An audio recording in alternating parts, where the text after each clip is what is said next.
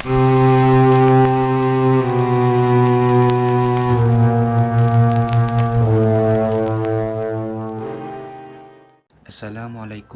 warahmatullahi wabarakatuh.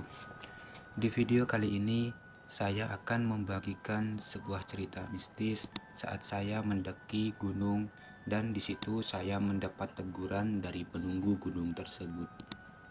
Nah, singkat cerita, pada hari kelima Lebaran tahun lalu, saya membawa rombongan saudara saya mendaki Gunung Papandayan. Gunung yang terkenal karena sudah terjamah oleh tangan manusia, sehingga treknya pun tak terlalu berat untuk saudara saya yang memang rata-rata pemula. Ini pendakian saya yang keempat, dan kali ini rombongan berjumlah 7 orang.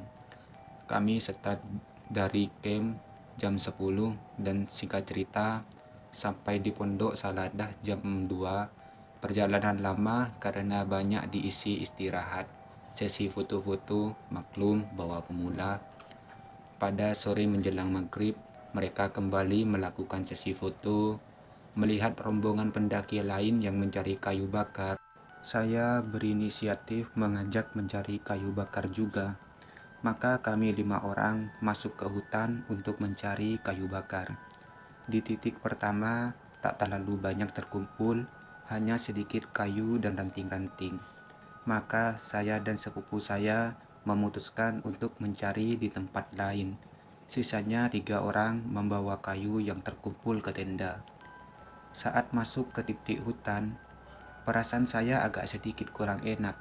Saya mencoba permisi dan mengucap salam untuk penghuni yang ada di sana. Rupanya sepupu saya ini lupa permisi dan mengucap salam. Nah, singkat cerita, kayu yang terkumpul sudah cukup banyak di tempat itu. Namun, tiba-tiba sepupu saya ini merasa tengkuknya seperti terbakar. Di sini, dia belum berani cerita dan baru cerita saat di pantai. Dan kami memutuskan untuk kembali ke tenda. Keesokan paginya kami turun, dan malam harinya kami kembali melakukan perjalanan ke pantai. Rombongan kami berkurang satu, sehingga hanya sisa 6 orang. Kami menggunakan 3 motor. Awalnya, perjalanan cukup lancar. Saya dibonceng sepupu saya yang mencari kayu bakar. Mulai nyanyi-nyanyi agar tidak terlalu merasa dingin. Saat memasuki jalur pegunungan yang sepi, saya menyuruh sepupu saya berhenti bernyanyi karena perasaan mulai tidak enak. Pundak saya terasa sakit dan berat. Awalnya saya kira karena carrier yang cukup berat yang saya bawa. Hingga akhirnya kakak sepupu saya mulai aneh membawa motornya. Awalnya kami pikir dia ngantuk. Kami pun memutuskan untuk saya saja yang membawa motornya. Carrier sudah gantian dibawa oleh kakak sepupu saya. Tapi pundak saya masih terasa sangat berat, hingga akhirnya memasuki jalur gunung gelap. Tiba-tiba motor paling belakang menyalip saya dan menyuruh kami berhenti.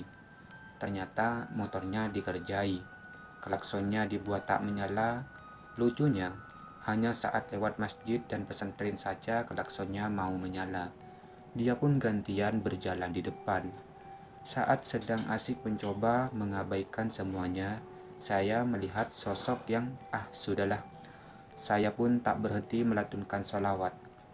Namun saat saya melihat ke depan, kakak sepupu saya yang menggantikan saya membawa carrier seperti selalu melihat ke belakang. Padahal tidak. Hingga akhirnya saya menyadari ada sesosok seperti anak kecil sedang cemberut bergelayut di carrier saya. Saya hanya bisa mengucap istighfar dan melanjutkan lantunan salawat saya sampai ke tempat tujuan.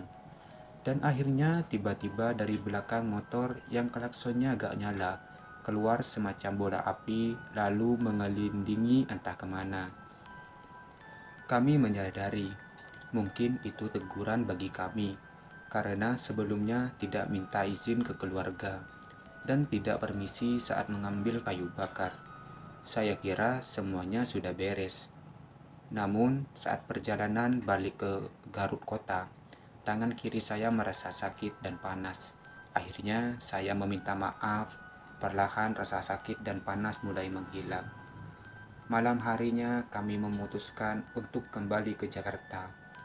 Nah, untuk Anda yang dapat dipetik dari cerita saya ini, apabila ingin pergi kemana saja, ucapkanlah salam atau permisi pada penghuni di situ.